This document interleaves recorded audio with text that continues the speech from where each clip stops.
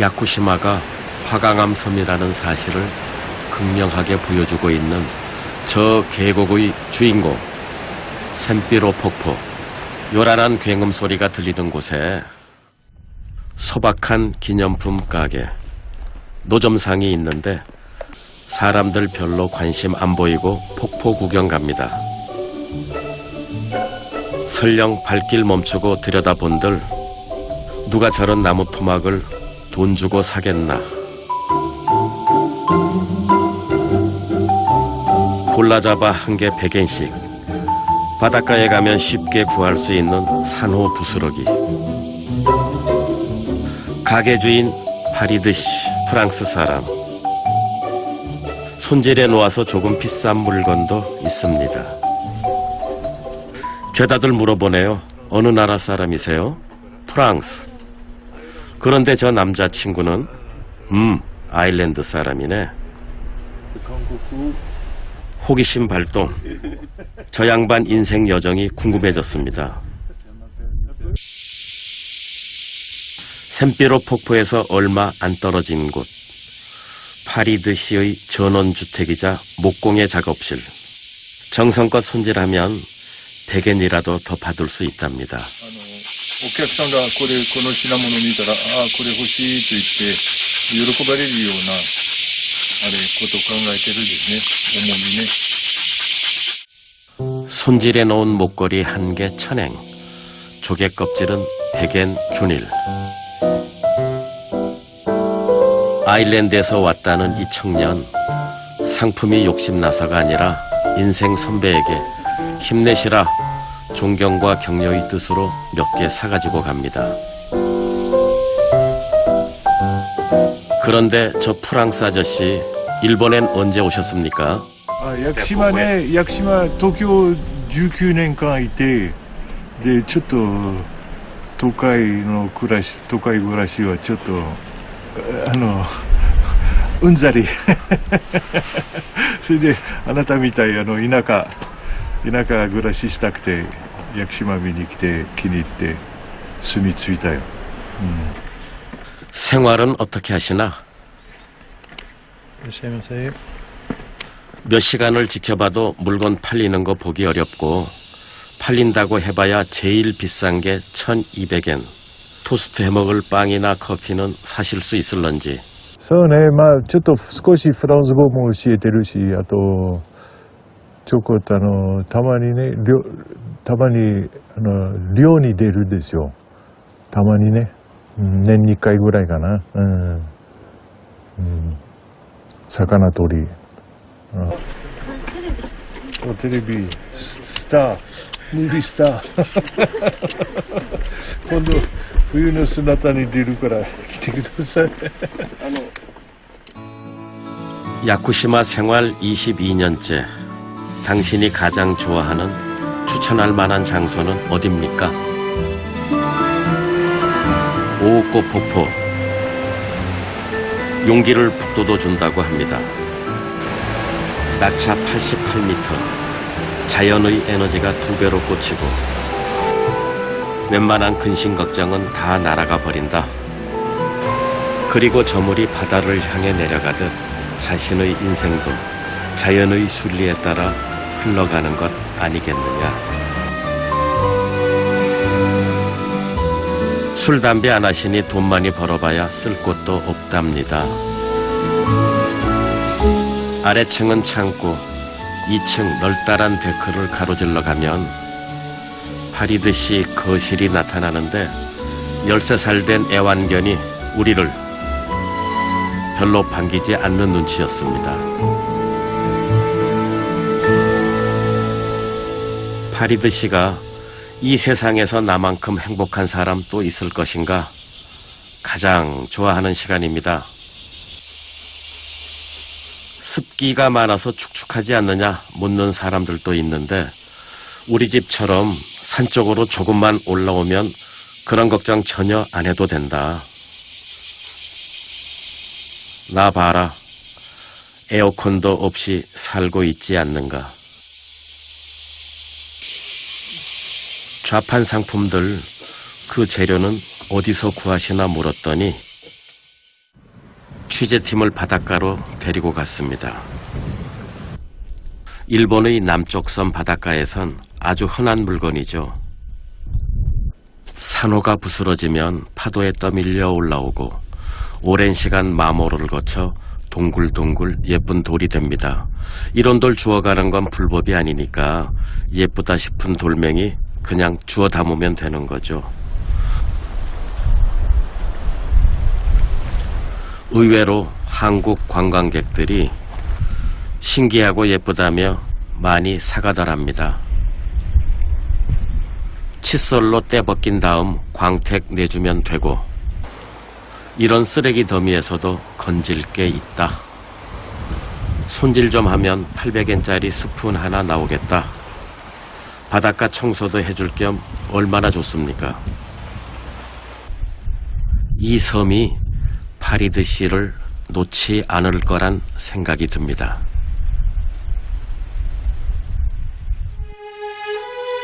야쿠시마는 작은 섬이지만 지리산 한라산보다 더 높은 고봉들이 여럿 솟아 있습니다. 겨울철 높은 산엔 눈이 덮여 있지만 사람 사는 아랫마을엔 요염한 꽃들이 한창이고, 중산간 지역의 풍경은 늦가을, 여러 계절이 섞여 있습니다. 그만큼 산세가 가파르다고 해야 하나, 이 거친 산속의 나무들 중에서 유독 삼나무의 운명은 가혹하기 짝이 없었습니다. 삼나무 씨앗이 땅에 떨어져서 새끼 손가락만큼 자라는데도 5년이 넘었네, 7년은 되었을 것이다, 그런 말들 하지 않습니까? 이런 거목이 되려면 도대체 얼마나 많은 시간이 흘러야 될까요? 왕조가 몇 번 바뀌어도 감당 못할 시간. 왕조는 끊어지고 바뀌어도 이 삼나무는 가문을 굳건하게 지키고 있으니, 일대 삼나무는 1500년 전에 쓰러졌지만 그 어미를 토양 삼아 2대가 자라고 있는데 자식의 나이 벌써 1200살. 그 2대 곁에는 또 그 자식들이 자라고 있으니 3대 삼나무라 이름 지었다고 합니다. 어미의 뱃속은 텅 빈 공간이 아니라 아직도 살아있는 생명의 에너지가 출렁출렁 넘치고 있었습니다. 이런 거대한 삼나무들의 순환사를 삼나무 자연관에서 살펴보겠습니다. 삼나무 그루터기, 나무 하나의 밑둥을 옮겨놓은 것뿐인데 전시실 하나가 꽉 찼습니다. 일정한 크기로 잘라낸 듯한 흔적. 나무의 속을 계획적으로 도려낸 것이 분명합니다. 그것도 수백 년 전에.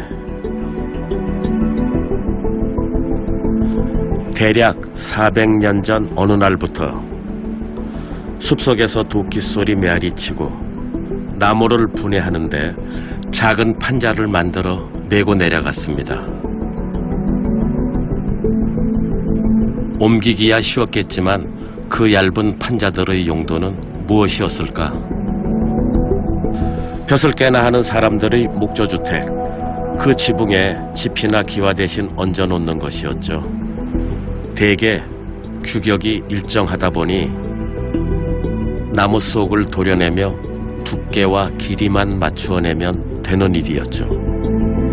삼나무 하나의 밑둥에서 2310장의 판자가 나왔으니 이만한 수량이라면 웬만한 집 지붕 대여섯 채는 뒤덮고도 남겠습니다. 그런데 삼나무라면 일본 전역 어디서나 구할 수 있는데 왜 이곳 삼나무들이 순환을 당해야 했을까요? 생육 환경이 워낙 궁핍하다 보니 다른 곳 삼나무들보다 엄청 느리게 자랍니다. 그것은 그만큼 재질이 단단하고 기름을 많이 함유하니까 쉬 썩지 않는다. 물론 벌레도 못 끓게 하고. 그러니 교토에서 오사카에서 야쿠시마 삼나무를 베어 올려라. 사찰 스님들도 우리절 보수공사는 야쿠시마 삼나무로 하겠다 주문이 빗발쳤던 것입니다. 벌채 규모는 나날이 늘어만 갔지요. 벌목공들은 높은 산으로 올라가야만 했습니다. 해발 1000m는 올라가야 아름드리 삼나무를 만날 수 있으니까요. 도끼가 전기톱으로 바뀔 때까지 수많은 삼나무들이 저렇게 섬의 역사와 함께 쓰러져 갔습니다. 일손이 부족할 때는 가고시마 형무소에서 튼튼한 제수를 선발해 오기도 했답니다.